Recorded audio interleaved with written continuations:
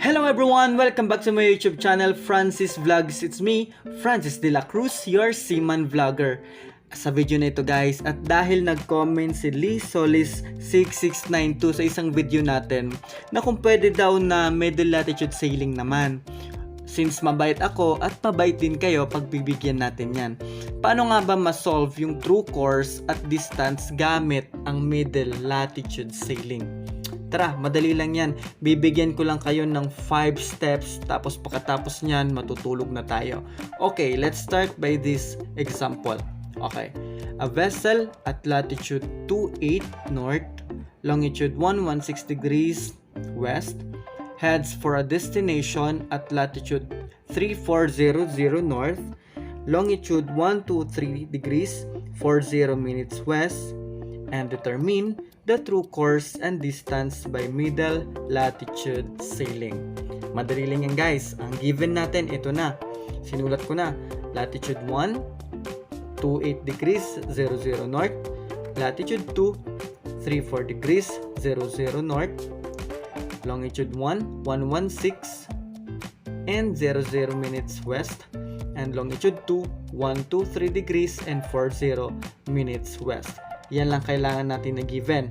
Ngayon, let's start to our first steps. Let's do it.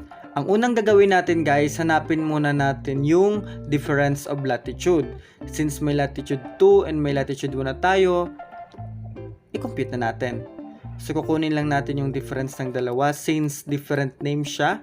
Diba guys, kapag naghanap tayo ng D-lat or D-long, pag different name, add. Pag same name, subtract. Okay? So, subtract lang natin itong dalawa. So, magiging 06 minutes, 06 degrees, and 00 minutes north.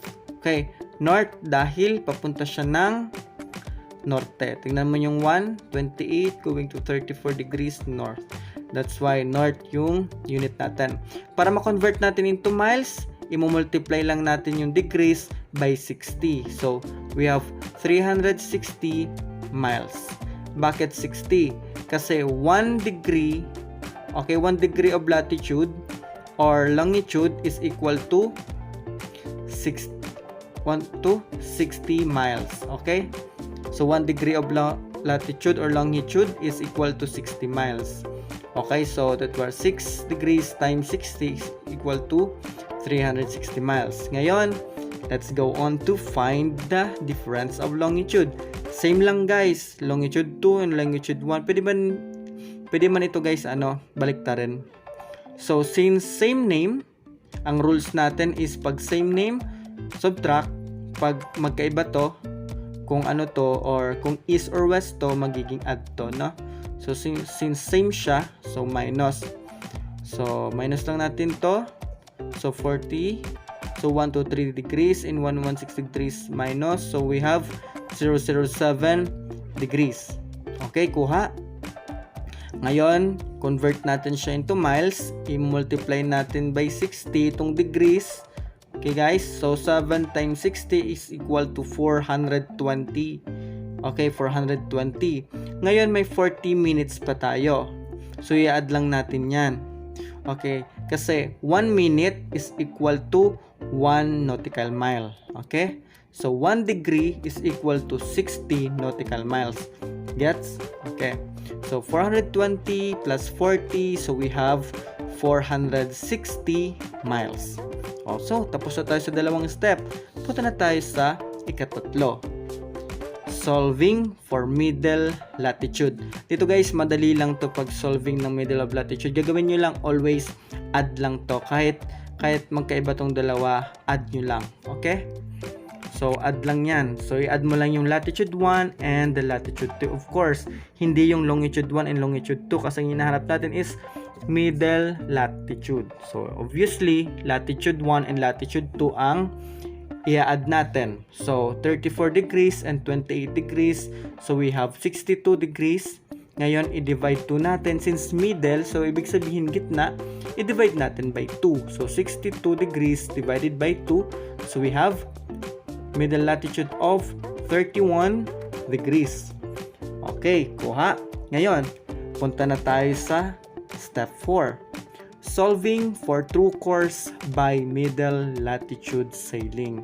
Ngayon guys, itong importante, kailangan natin itong formula na to. So, tan course is equal to cos mlat multiply by difference of longitude divided by difference of latitude. Okay? Ito na.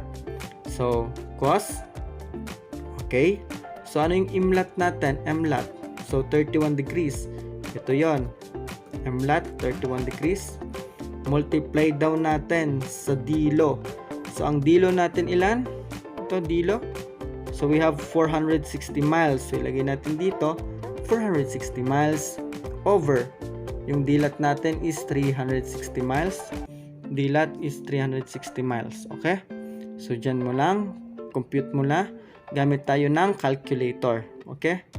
So, ayan guys, gagamit tayo ng calculator. Unang mong gagawin is i-on mo yung calculator. Syempre. So, let's start. So ito, cos. Then, mlat, 31 degrees. Ito, may degrees ito. Into 10 degrees. Multiply by 460. And then, divided by 360. And then, equal to 1.09526. 1.09526. Para makuha natin yung course, yung 47.6, ang gagawin nyo lang guys, direkta agad. Pag na-equal nyo na agad yan, pindutin nyo itong shift isang beses lang. Ngayon, shift tan. Itong tan, pindutin nyo lang. Then, equals. So, you have 47.6. Yan guys, 47.6. So, northwest. Bakit northwest? Yung north kasi yung ano natin, yung dilat natin is north. Tapos yung west naman is yung dilo natin is west. So, northwest. Ngayon guys, para makuha natin yung true course niya, i-deduct natin ng 360. Ngayon, ang tanong guys, bakit tayo mag-deduct ng 360? According to this Cartesian plane, kapag northwest daw, minus 360. Okay? So, pero kapag ito ay southeast, pag southeast, minus 180. Pag southwest, plus 180. Since northwest tayo, minus 360. Okay? Kuha. So minus 360, we have true course 312.4. Okay? So, that is step number 4. Ngayon, last step. So, punta tayo dito sa last step natin. Nasa likod lang. Ito na. Ang last step natin is solving for distance. Madali lang to guys. Distance is equal to dilat divided by cos ko. So, ito, calculator muna tayo. So, dilat natin is 360. Tama. 360 miles divided by cos. So, okay, calculator tayo. Para makita nyo. So, dilat 360 divided by cos. Itong cos, pindutin natin. Cos 47.6 degrees. Ayan, so we have 533.88 miles. Yun yung distance. So, saan ito nakuha ang 47.6? Ito yung course. Guys, ito yung course ito. 47.6 course. Hindi yung true course gamitin na itong course. Okay? So, yung last na step natin para makuha natin yung true course and distance gamit ang middle latitude sailing. At pahabol pala guys, kapag gusto nyong matuto about dito sa finding the dilat and dilo, kung paano yung tamang naming ng or west ba yan, north ba yan, ganyan tamang naming, meron akong video doon. Hanapin nyo lang, okay? At meron pa pala tayo guys, 6 step. Ito yun. Ayan, baka naman, pwede naman, pa-subscribe naman sa ating YouTube channel para sa mga bago at kung may mga suggestion kayo ng mga video na gagawa natin ng video para mas malinaw at para matutunan kayo or may mga question kayo, i-comment nyo lang sa comment section at iano natin yan. Gagawa natin yung video pag kaya natin. Okay? So, yan lang guys. Napakadali. May 5 steps na tayo. Natapos natin yung 5 steps. Pwede na kayong matulog. Okay? Bye-bye!